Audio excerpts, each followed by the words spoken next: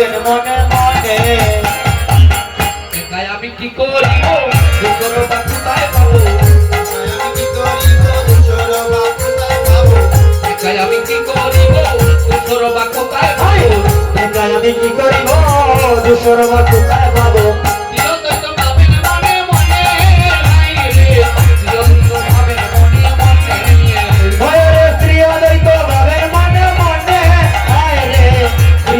ভাবেন মনে মনে হেন কালে আসম্বিত হরিদাস উপনীত হেন কালে অচমৃত হরিদাস উপনীত কালে আসম্বিত হরিদাস উপনীত হেন কালে অচমৃত হরিদাস উপনীত তারে দেখি হৃদয় উল্লাসে তারে দেখি হৃদয় উল্লাসে ওরে তারে দেখি হৃদয় উল্লাসে হায় রে তারে দেখি হৃদয় উল্লাসে হে দেখি তারে দেখি হৃদয় উল্লাসে তারে দেখি হৃদয় উল্লাসে ওরে তারে দেখি হৃদয় উল্লাসে হায় রে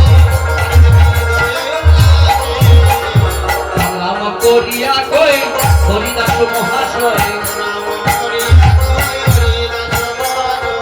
প্রণাম করিয়া কই হরিদাস মহাশয় প্রণাম করিয়া কয় হরিদাস মহাশয় তোমার উদ্দেশ্যে গাইলাম আমি তোমার উদ্দেশ্যে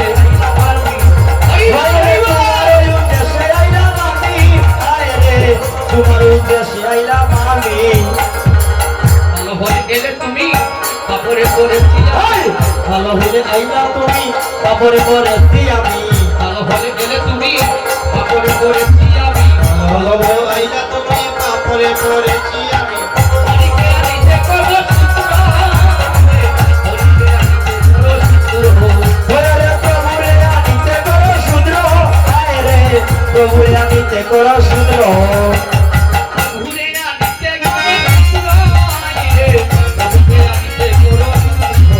ওরে প্রভুরে আনিতে করো শূদ্র হায় রে প্রভুরে আনিতে করো শূদ্র প্রভু সূত্রটা কি দাদা প্রভুকে আনতে যে সূত্র লাগে আরেকটা কথা বললেন কেন কালে আসম্পিত কেন কালে আসম্পিত হরিদাস উপনীত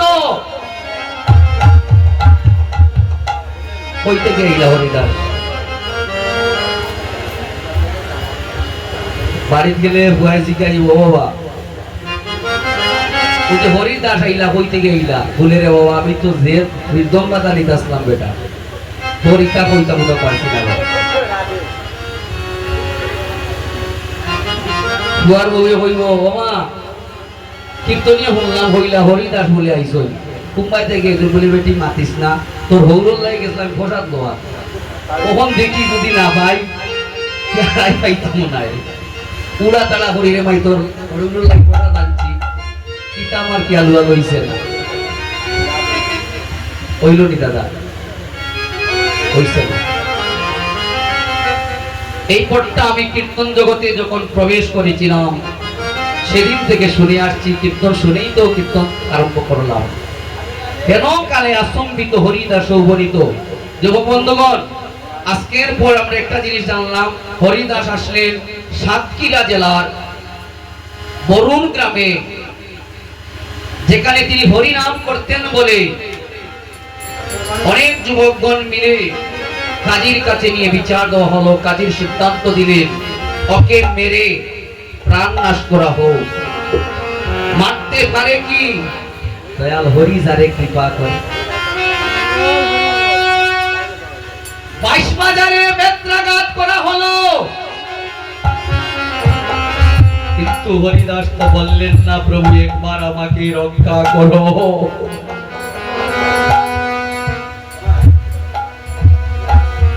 একটু স্বার্থের জন্য ভগবানের কাছে চাওয়া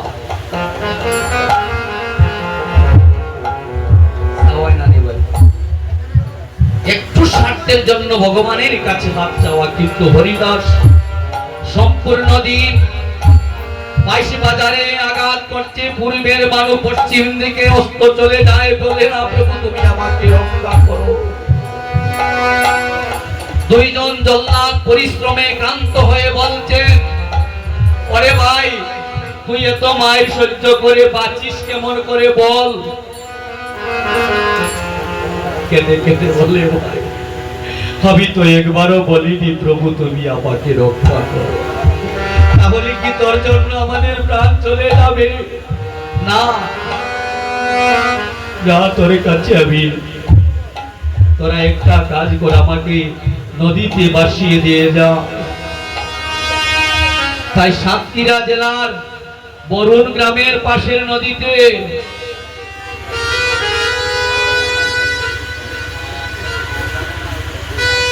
নদীতে ফেলে দেওয়া হয়েছিল। বাঁচতে বাঁচতে বাঁচতে বাঁচতে আসলেন আমাদের সিহট্টের সুনামগঞ্জ জেলার তায়েরপুর থানার জাদুকাটা নদী, যেখানে পোনা তীর্থ নামে আমরা স্নান করতে যাই। ওই নদীর ঘাটে স্নান করতে এসে হঠাৎ করে অদ্বৈত প্রভুর কে যেন কৃষ্ণ কৃষ্ণ কৃষ্ণ হে কৃষ্ণ কৃষ্ণ কৃষ্ণ হে কৃষ্ণ কৃষ্ণ কৃষ্ণ হে, অর্থাৎ নিঃশ্বাসে নিঃশ্বাসে ভগবানের নাম নিচ্ছে। আর ওই কৃষ্ণ নামের ধ্বনি শুনে অদ্বৈত প্রভুর ধ্যান ভগ্ন হয়ে যায়, আর বলছেন ও যেন কে আসছে।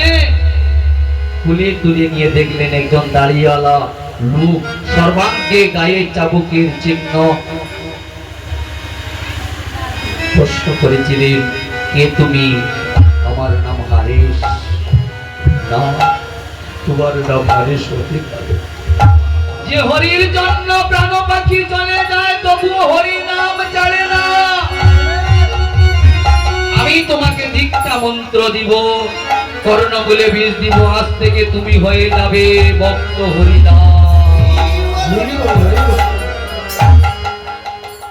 মহাজন এক পাশে পদ রচনা করে দিলেন, কেন কালে আসম্বিত হরিদাস লুণ্ঠিত, কেন কালে আচম্বিত হরিদাস লুণ্ঠিত, কেন কালে আসম্বিত হরিদাস লুণ্ঠিত, কেন কালে আচম্বিত হরিদাস উপনীত, কালে দেখি হৃদয় উল্লাসে, আইরে দেখি হৃদয় উল্লাসে, আইরে তারে দেখি হৃদয় উল্লাসে, আইরে তারে দেখি হৃদয় উল্লাসে।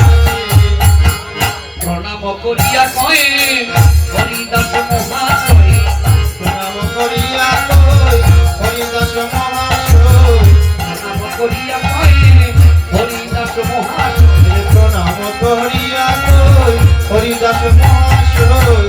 তোমার উদ্দেশ্যে আইলাম আমি, আইরে তোমার উদ্দেশ্যে আইলাম আমি, ভয়রে তোমার উদ্দেশ্যে আইলাম আমি, ভয়রে তোমার উদ্দেশ্যে আইলাম আমি। একটা কানেকশন আছে। কীর্তনে যদি যান, বলি না যাবে না, সঙ্গের সাথে পেরে আমরা সুন্দর সঙ্গনে যাই। উনি ছিলেন ব্রহ্মা, আর উনি ছিলেন স্বয়ং মহাদেব।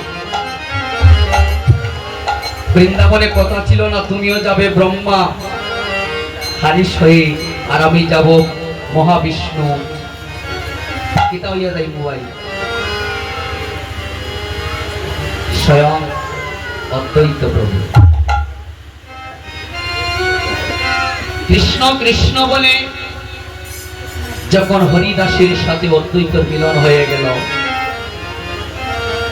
কিন্তু গঙ্গার জল তুলসী পত্রগুলো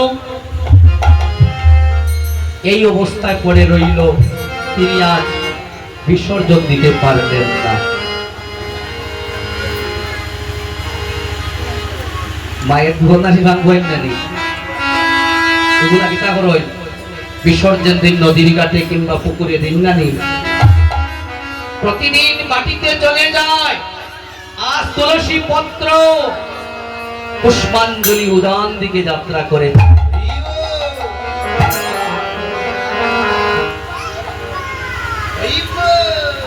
তুলসী পত্র উজান দিকে যাত্রা করেছে। তাদেরকে অদ্বৈত প্রভু বললেন, কি আমার মনে হয় 14 বৎসরের আরাধনা, 14 বৎসরের আমার আত্মনাথ প্রভু নিজ গুণে কৃপা করছে। পিছন পিছন হাতটা জোর করে হাঁটতে আরম্ভ করলেন। সুনামগঞ্জ জেলা থেকে কইটা কি হাঁটা আরম্ভ করছো? যাদের হাঁটা আরম্ভ করছো এবারে হইলে কি তাদের এখন বুঝাই গেলা এনতে আমি যথেষ্ট প্রমাণ সম্মান করছি, আর বলা লাগতো না। এজন্য রবিবারে 4-5টা গানে কিনলেও কীর্তনী মাস্টার বাবু, রবিবারে 3-4টা গানে কিনলেও কীর্তনী। সেজন্য 80 বৎসরের বয়স্ক বেটা প্রস্রাব করিয়া পানি হয় না। এই যে ছোট ছেলে করতালটা হাতে নিয়েছে, এটা তার কৃতিত্ব নয়। বড় পীর আব্দুল কাদের জিলানী 18 সিপারা কুরআন মুখস্থ করেছিলেন মাতৃগর্ভ থেকে। আমার ছেলে কেন মাস্টার হলো না? আমার পণ্যগ্রামের সচিত্র দেবনা তিনি মাস্টার, ওনার ছেলের বউ মাস্টার, ওনার ছেলে মাস্টার। প্রার্থনাও থাকতে হবে। শ্রীবাস সঙ্গনে বসে কি প্রার্থনা করেছি কোনদিন? প্রভু তার কাছে কোন ধনের অভাব আছে বলুন?